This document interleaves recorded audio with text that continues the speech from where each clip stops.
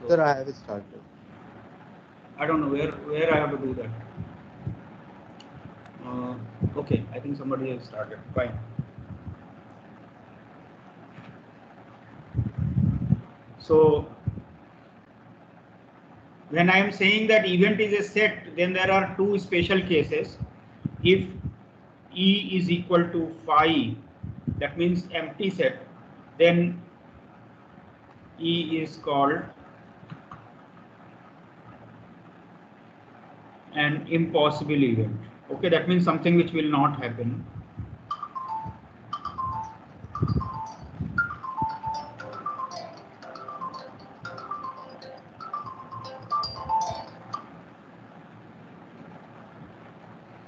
If E is equal to omega itself, then E is called a sure event.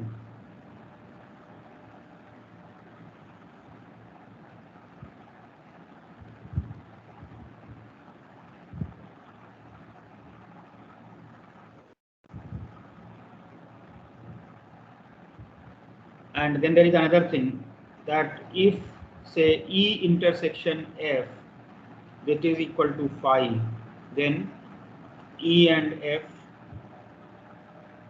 are called disjoint or mutually exclusive events. Okay, the term mutually exclusive is very informative statement. It means that if E occurs, F cannot occur. If F occurs, E cannot occur. Okay, so that is occurrence of one excludes the possibility of occurrence of other. Okay, so this is the definition of mutually exclusive. And then you have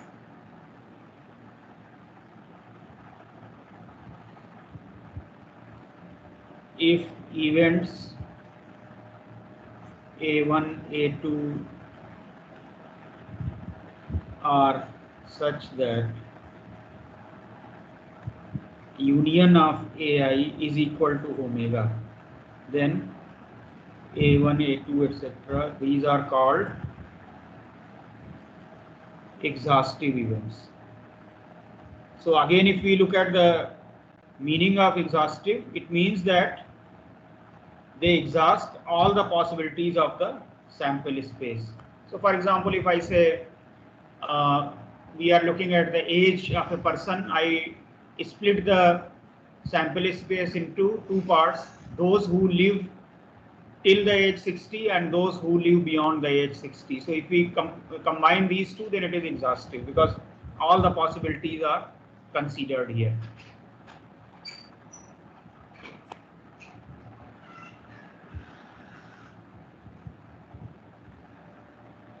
As the subject of probability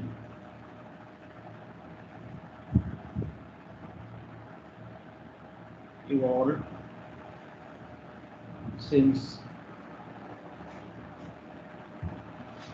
17th century, there have been several methods to evaluate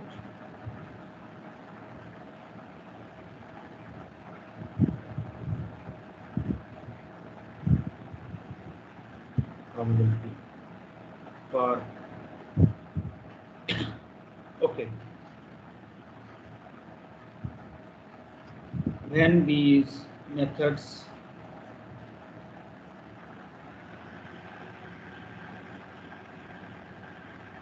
develop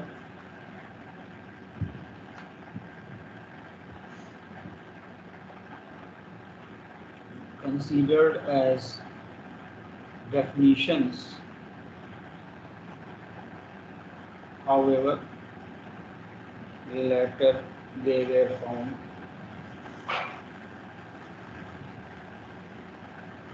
to be inadequate.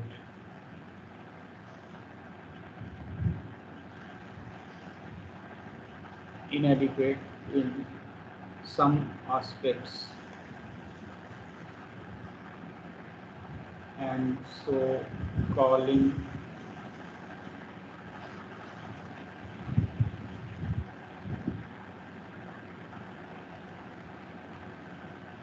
is not proper. Okay.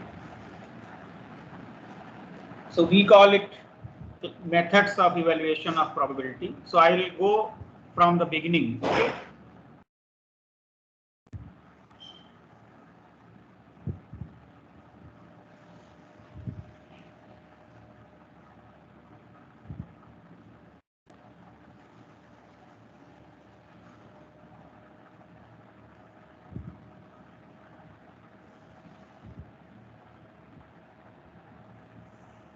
This is attributed to Laplace in his 1813 book Analytic Base Probabilities. So he gave this definition.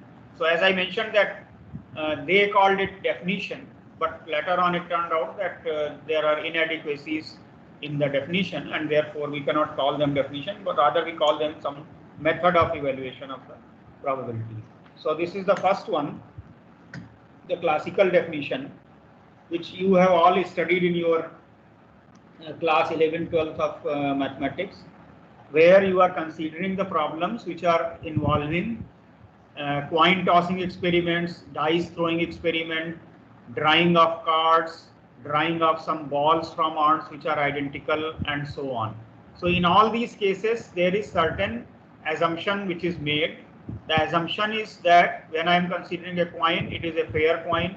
If it is I am considering a dice, we are considering a fair dice. If I am considering drawing of cards from a deck of cards, then we are considering it is a well shuffled deck of cards.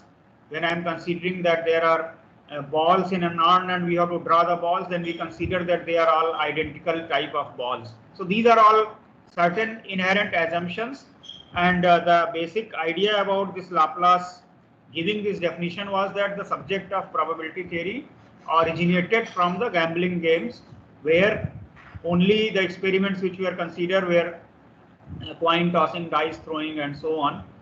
In the yesterday's class, I have given you the examples also that when Cardano or Heinz or Newton or Fermat and Pascal, they all considered various kind of problems, and in all of those problems, only this type of thing was considered. The experiments were involving such things where you can have this assumption of fairness, or you can say unbiasedness. Okay.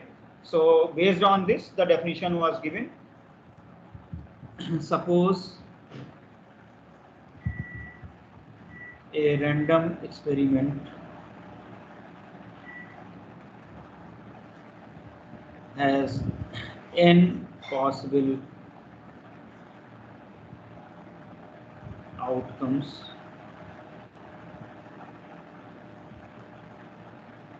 which are mutually exclusive, exhaustive. That means we are able to consider all of them and equally likely. So equally likely is basically the fair thing.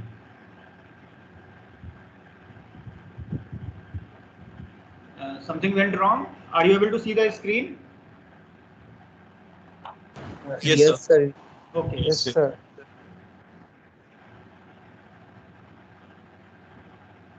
Let m of these be favorable to the occurrence of an event E. Then the probability of E is defined as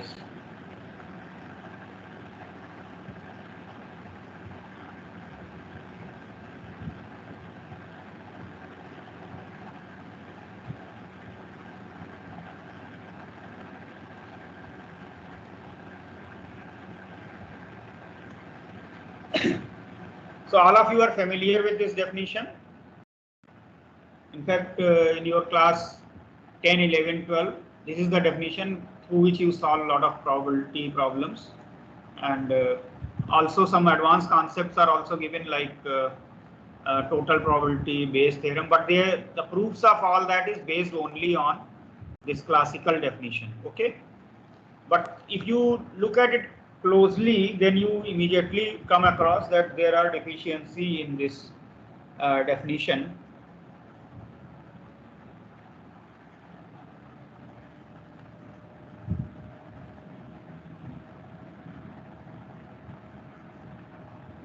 That means why this cannot be called as a definition. So we call it a method only. So in actual experiments, n need not be finite. So you have already seen that I considered yesterday a lot of experiments. For example, you are looking at the life of a equipment. So then how do you describe? It is not, so life it is in 1 hour, it is 1.2 hours. So it is an interval. So interval contains uncountably many values. So in actual experiment, n need not be finite. That is the first drawback. Second drawback is that you should be able to count all of them. That is another thing. So although you may describe, but when we say n, that means all possibilities are taken into account. But there are many experiments where all possibilities are not possible. So for example, if I am recording the say disease, okay, so a certain disease is there, and the health professional or the medical practitioner or the doctor, they are trying to identify the causes of that disease. Okay, so they may look at, okay, it is due to this problem, it is due to this, it is due to this protein, it is due to deficiency of this vitamin, or there can be many kind of things. But are they able to determine all the causes? No, we cannot say that all the causes have been considered. Okay, so therefore somebody has raised a hand. Ved Prakash. So you have any question? Do you have any question? Ved Prakash.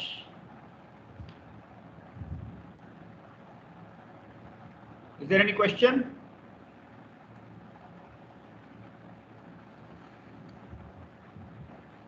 Okay, I think by mistake maybe somebody has raised a hand. Okay, we proceed further. So one is that it may not be possible to enumerate all possible outcomes. So that is another problem. And a third problem is the inherent assumption. So for example, we mentioned about the coin being unbiased. That means it's a fair coin, a die being fair, or in a deck of cards when you're drawing the cards. So this is only an assumption, but it may not be true in reality. For example, if the coin is manufactured and there is some manufacturing defect due to which one side is more weighted and compared to the other side, in that case the probability of head may be more than the probability of tail. It could be say 2/3 and 1/3 respectively. So in that case your application of the definition will give you false results. Okay, so and another issue is that inherently this also assumes, when we say equally likely, so you are already assigning the probability. So when you say it's a definition of probability and in the definition itself you are assigning probabilities, then that is a circular, or you can say contradictory thing in the definition. So you can say that the definition is circular in nature, it uses the term equally likely, which means that outcomes are with equal probability. So for example, if I am considering matches between two players, okay, so suppose two players of say badminton or two players of tennis, and they play several matches between them. So can you say that they are equal, they have equal probability of winning? You cannot say that, because one may have more skills and more efficiency compared to the other one. Suppose I am considering two chess players and there is a series of 12 games, and so can we say that they have the equal chance of winning? We cannot say that, because again one may have more efficiency compared to the other one. So these are the problems which happen. So a general caution, because most of you would be using the probability at some point of time in your professional life, whether as a worker in a company or as a researcher or as anywhere. I mean, like you may be in government organization and you may be using probability. So you have to be careful. If we are making use of the this classical method, then the assumptions must be satisfied. Okay. So anyway, after this one, and it was being used for quite some time, but immediately the limitations of this definition were understood, because with the advent of quantum mechanics, etc., when it was understood that even the physical world is actually random in nature, that means the basic operations of the universe, they involve randomness, then it turned out that we need better definitions or better methods of calculation of the probability. And it turned out that, okay, we have to look at the probability of rainfall, probability of say agricultural output, and so on. So there are so many things where this concept of equally likely, etc., makes no sense. So then it was understood that we observe an event over a period of time, and when we observe it over a period of time, we look at the proportion of time your particular event is occurring with respect to the total number of trials that are being considered, and then we look at that ratio. If that ratio is a stable ratio, then we call it to be the probability of that particular event. Okay, so this is called a relative frequency definition, and relative frequency. So I will call it method again, because I am not calling it definition. Okay, relative frequency method, or you can say empirical method. By empirical, we mean that we are observing.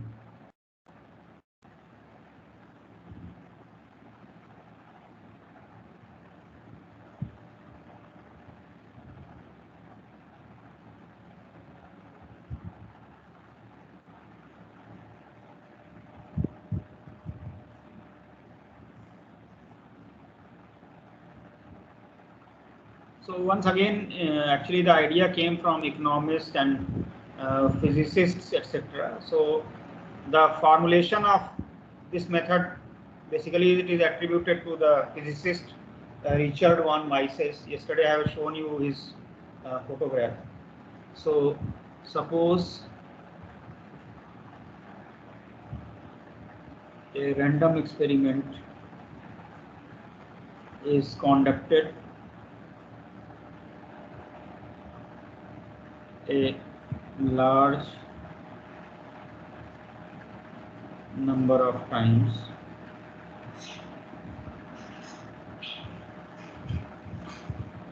independently under identical conditions.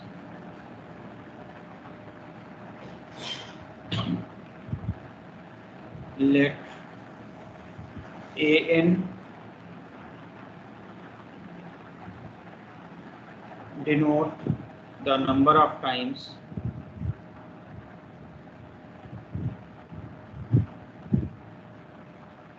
the event A occurs in n trials.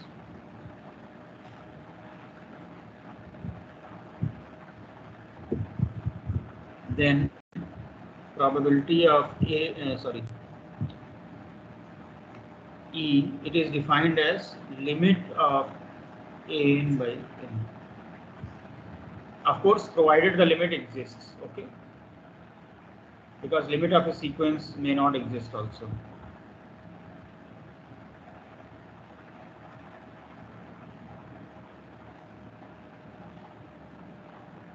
So this is a pretty practical kind of definition. That means you look at that how many times we are looking at the experiment, and out of that how many times the actual event occurs. Just take the ratio.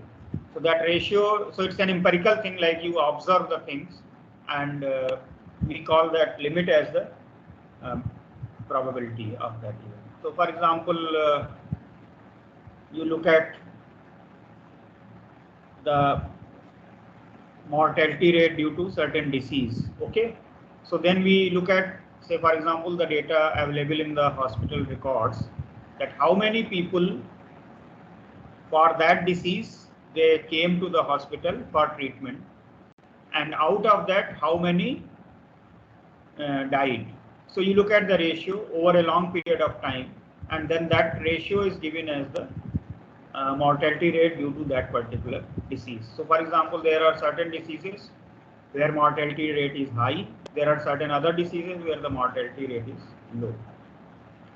Most of you might have been noticing it every day as soon as you open the news and there is some news related to COVID.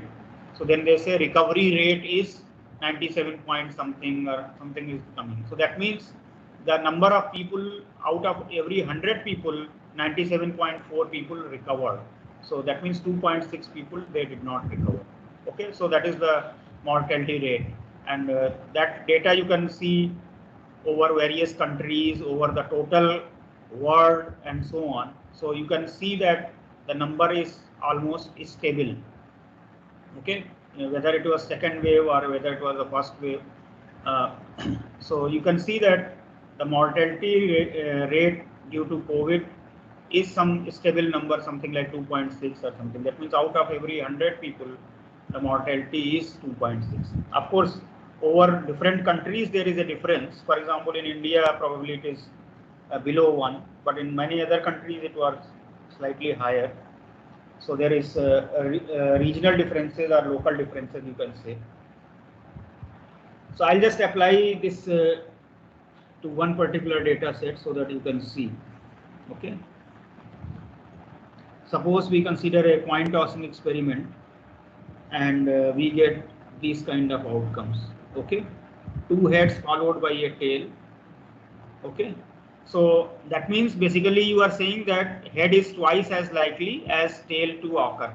But I am considering a hypothetical textbook kind of experiment where I put it in this particular fashion itself, HHT, just to show you the application of this one. So my event E is the occurrence of head. We want to calculate the probability of that. So let us look at this ratio, the sequence. So in one occurrence, the ratio is 1 by 1. In 2 occurrences, 2 by 2. In 3 trials, the ratio is 2 by 3. In 4 trials, the ratio is 3 by 4. Then 4 by 5, 4 by 5, then 4 by 6, and so on. Okay, so you can write down this ratio. We want to take the limit of this. So in order to take the limit, we have to put it in the mathematical form. So we can write, you can see that every like third, sixth, this is actually 2 by 3. That is, you can say 2k by 3k if n is of the form 3k. If n is of the form 3k minus 1, then this is 2k by 3k minus 1. And if n is of the form 3k minus 2, then this is 2k minus 1 by 3k minus 2. So, and this is for k equal to 1, 2, and so on. So I have written the complete description of a n by n sequence. So what is the limit of this? You can easily see limit of an by n as n tends to infinity. It means you take limit as k tends to infinity in each of this, and the limit is basically 2 by 3. So that is the probability of the event E. Okay. So this is the effect of the long-term behavior. That means over a period of time when we are observing the events, then what is the proportion of the occurrence of that? Okay. As in the classical method, here also there can be some drawbacks of this definition. That means we may not be able to implement it all the time. So I am just writing down the limitations again. Limitations are drawbacks. Okay.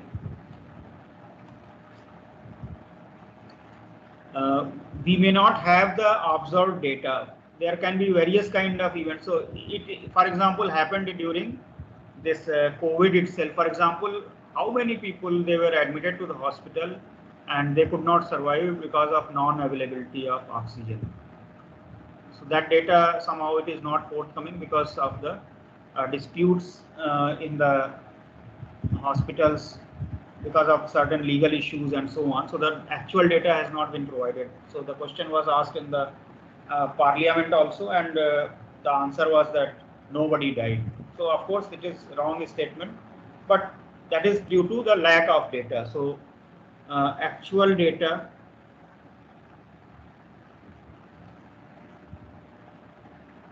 may not be available. So this could be one of the major problems in order to apply this relative frequency methodology. Second thing is that it is relative frequency. So relative frequency, suppose it is very small, then if you take the limit, actually it will give you value 0. But actually it does not mean that the event does not occur. Okay. For example, when there is a earthquake in a coastal area. Okay, so for example, this entire Pacific Rim, earthquakes occur almost every day. Like people say that in the area of Japan and Taiwan, etc., per day 3 earthquakes are recorded, which may be moderate or heavy and so on. And similarly in the Indian Ocean or in the other places. Yesterday itself we have seen in the Pacific coast in the Haiti there is a severe earthquake. Okay. So when earthquake occur in the coastal region, it triggers tsunami sometimes. Okay. But how many times there is a severe tsunami? That occurrence is very small. I mean, compared to suppose 100 times the earthquake is occurring, the tsunami may occur only once or twice. Okay. So when you take the ratio, it may approach actually 0. But actually it does not mean that tsunami will not occur. Similarly, there can be events where almost every time the outcome is success, but still there may be some failures in between. And it may again give the probability of limit. When you calculate, it will become 1, but the event may not be a sure event. So let me put these deficiencies. The event may not be an impossible event,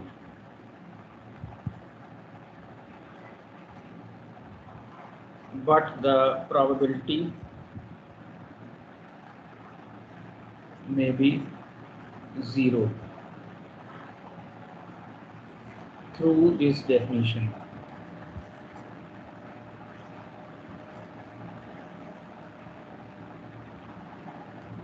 For example, you may consider an is equal to n to the power, say 1 by 3.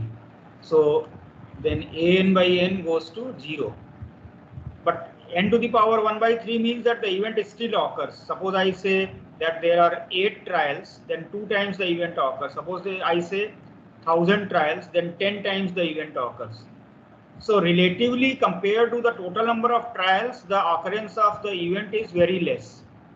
Out of 1000, you get only 10 times, but it is not negligible. Okay. Similarly, if I consider, say, the event may not be sure, but the probability may be 1.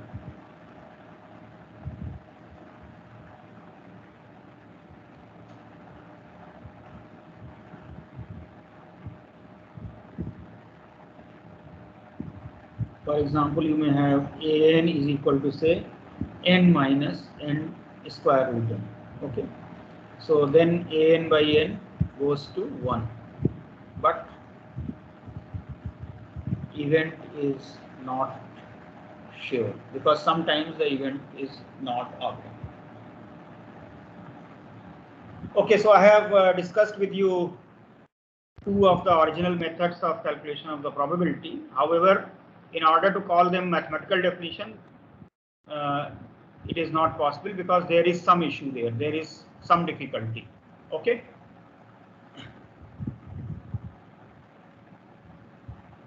So it was realized that there is a need for a mathematical framework, and it was done by laying down axiomatic framework. If anybody is having a question, you can just ask, because sometimes I am able to see some hand, but I am not able to see where it is visible. So you can ask the question. Is anybody having a question till now? Sir, excuse me, sir. Yes. Sir, but in probability, when we say that probability of something is, say, any number, p, so even in that case also, we are not sure whether it will happen or not. So, I mean, in this case, when it tends to 1 or 0, in this case also it is applied that even though it is 1 or 0, probability is 1 or 0, but it may or may not happen. So, how come is this a limitation? Yeah, when we say that the probability is 1, the physical understanding of this statement is that the event will always occur, isn't it? When we say probability is 0, then it means that the event will never occur. But when we are applying this definition, it is, since we are taking the limit of the ratio, the limit may be 0 or the limit may be 1, but it does not mean that I am taking the limit of non-occurrence. See, if the event does not occur, then it should be 0. The favorable number of things that you are writing in the numerator, it will be 0. But it is actually occurring sometimes. So as I mentioned that rare events, if the events are rare, then, so for example, if you look at a comet hitting the Earth, see every day a lot of asteroids are there which are passing nearby and near to the Earth. But how many of them they actually hit the Earth? They don't hit. And if I say by hitting, it means that a big one, so that there is some effect, visible effect, like there is a crater formed, or there is a lake formed, and so on. So the probability, if you calculate by using this relative frequency method, it will be 0. But actually, it is not impossible even. And similar thing happens for the sure event also. When I say probability is half, then definitely it means that the event may occur, may not occur. But if you say probability is 0 or the probability is 1, it is relating to some sort of certainty. So that thing is violated through this one. So that is why we say that thing. All right. So it is important that when we give a statement of the probability, we should be clear about the ramifications of that. Okay. Okay, sir. Thank you. Okay. Is there anybody asking any question?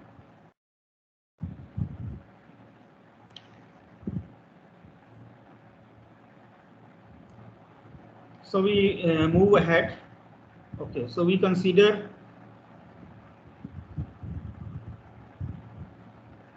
axiomatic setup. Okay.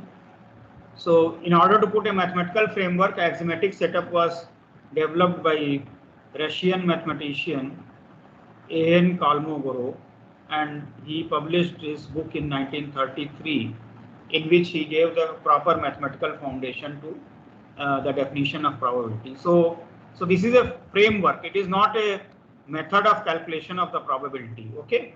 So let omega be a okay space. Okay. So space means a superset or universal set. Okay. So let B be a class of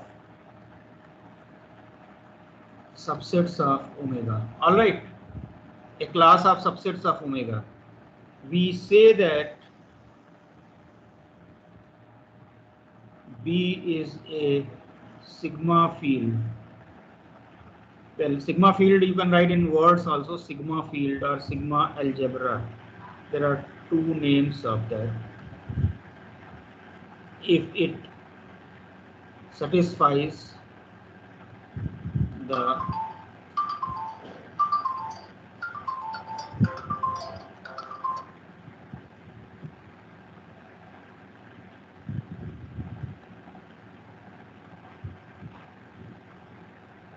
following two criteria.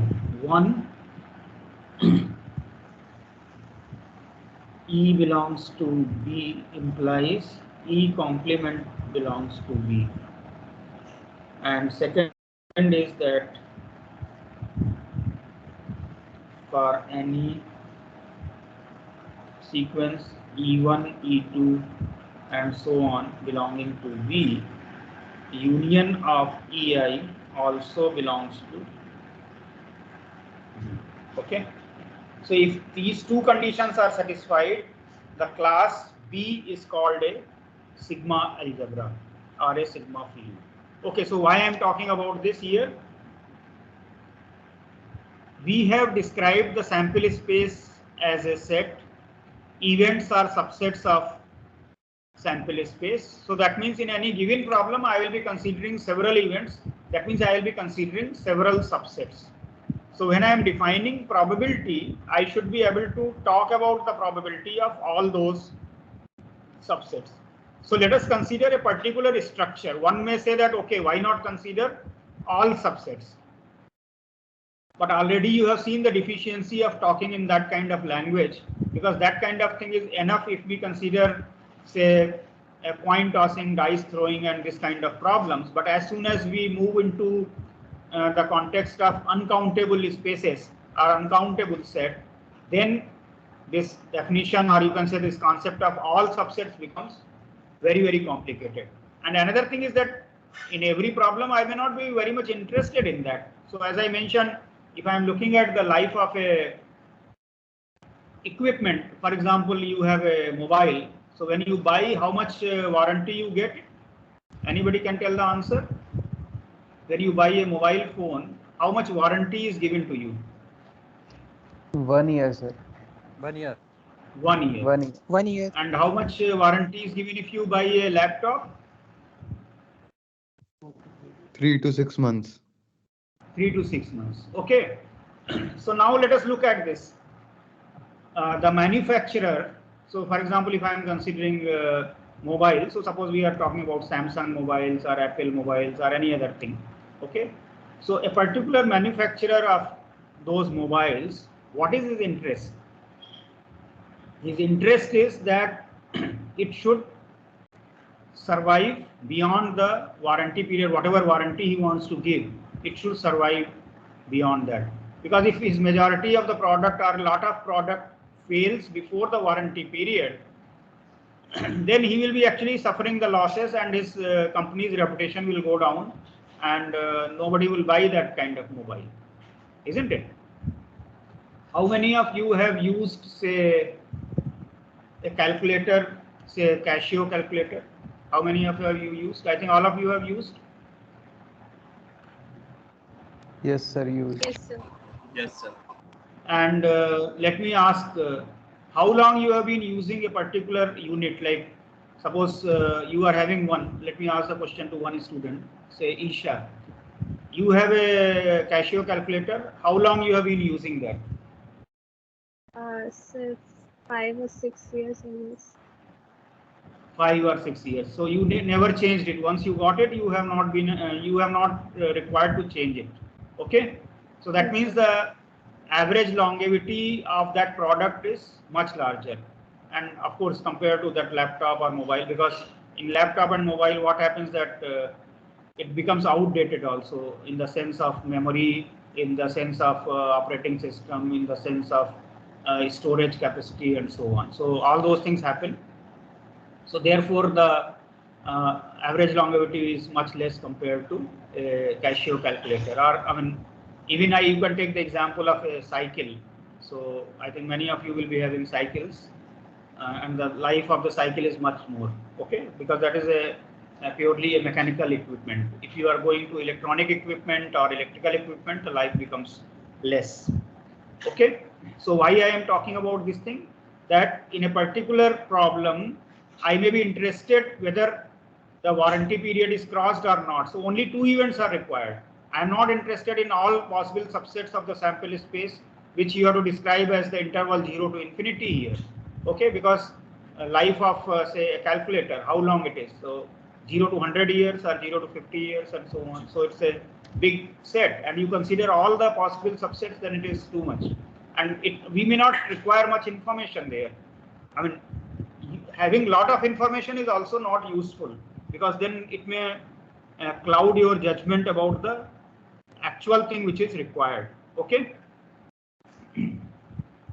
So we consider particular structure. I am calling it a sigma field, and it is satisfying two conditions, that if any set is there, its complement should also be there in that, and if I am considering a certain number of sets, so I am just taking a sequence, then its union should also be there.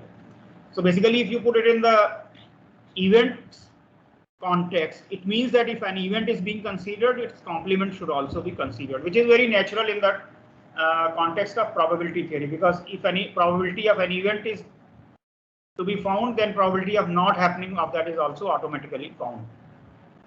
Similarly, when you are considering several events, then the compound event should also be considered, which is the union. Of course, then you may ask the question that what about the intersection, which is actually the probability of simultaneous occurrence. What is, say, difference, say, A minus B? So the answer is that actually if you consider this structure, it will automatically imply all of those things also. So for example, if I am considering E1, E2 and so on, then their complements are also there. So if I take the complements, then the union of those complements is also there. And then the complement of that complement, that union of the complements is also there, which becomes basically intersection of those. So intersection will also come there.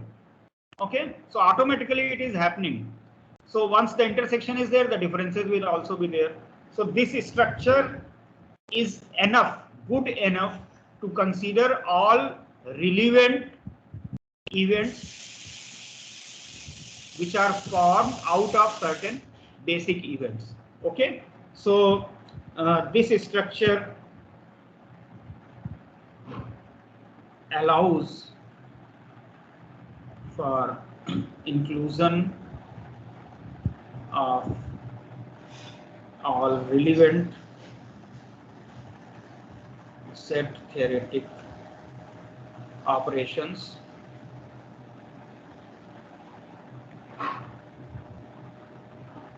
that is unions, intersections, differences, and so on. Okay, and of course complementation.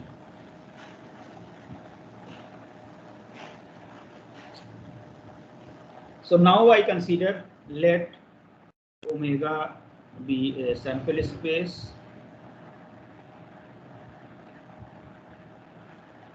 let B be a sigma field of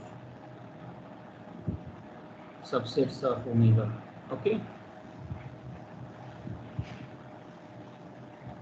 then omega B is called a measurable space.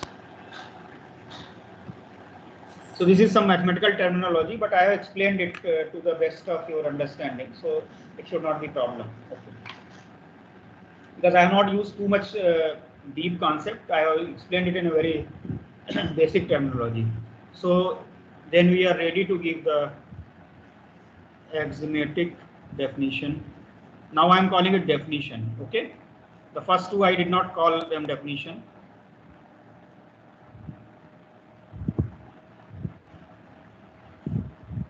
As I mentioned, it is attributed to A.N. Kolmogorov, the famous Russian mathematician.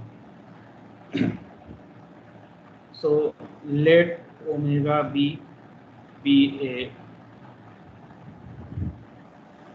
measurable space. In practical terms, what does it mean? That there is a random experiment. From there, the sample space omega is formed, and from there, I consider a class of subsets of omega, which is satisfying the condition of a sigma field. Okay. So a set function P, which is from V to R, is said to be a probability function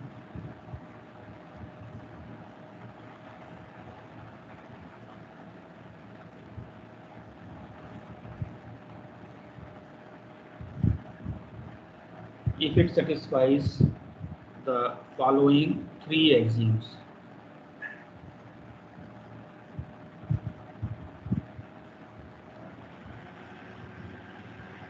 These axioms I will call P1, P2, P3. Okay.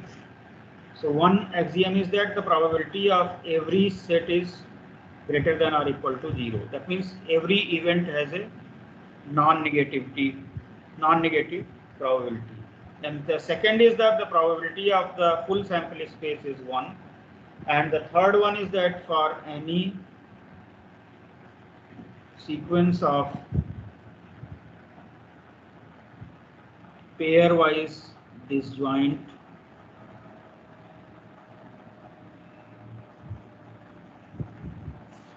events EI, probability of union is equal to the sum of the probabilities. Okay, so this is the axiom of non-negativity. Okay, I will call it axiom of non-negativity. This is axiom of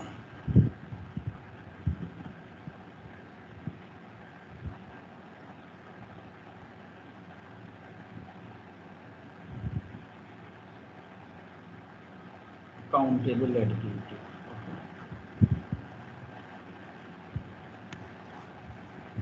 With this structure, omega BP is called a probability space.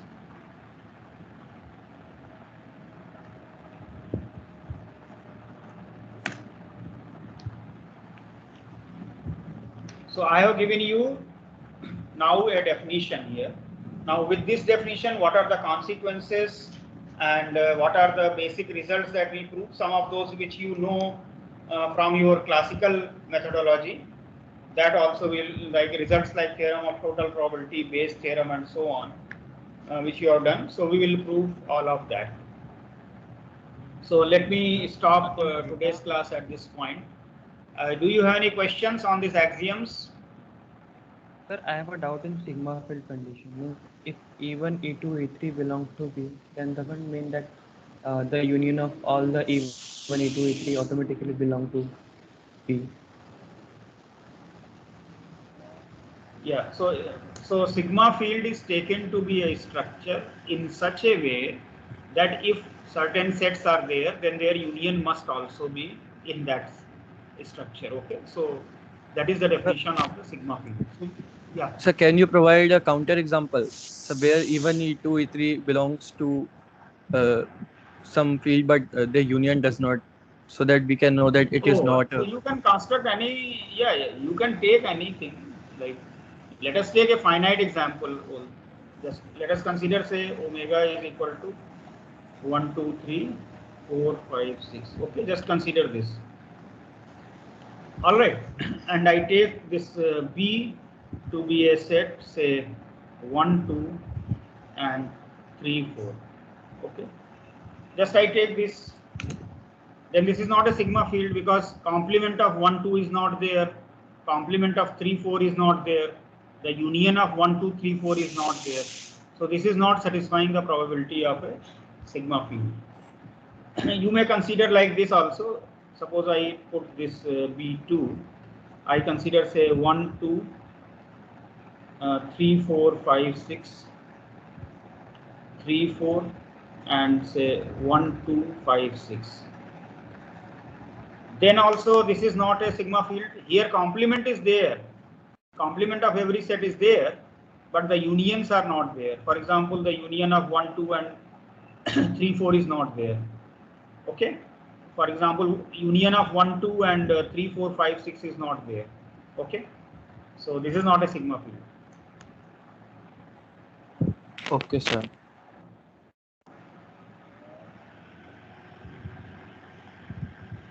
These are not sigma fields.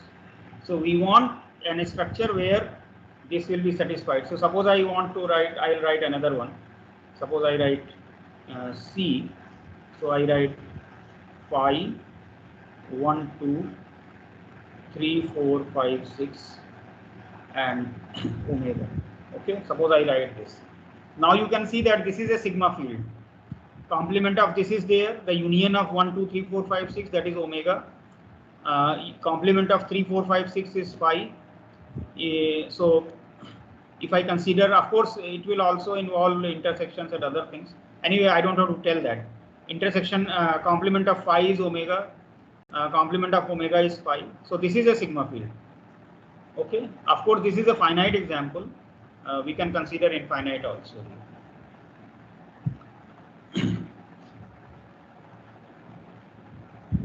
Okay. So Okay. I'll stop today's class. Is there any other doubt? Anybody who wants to ask any question?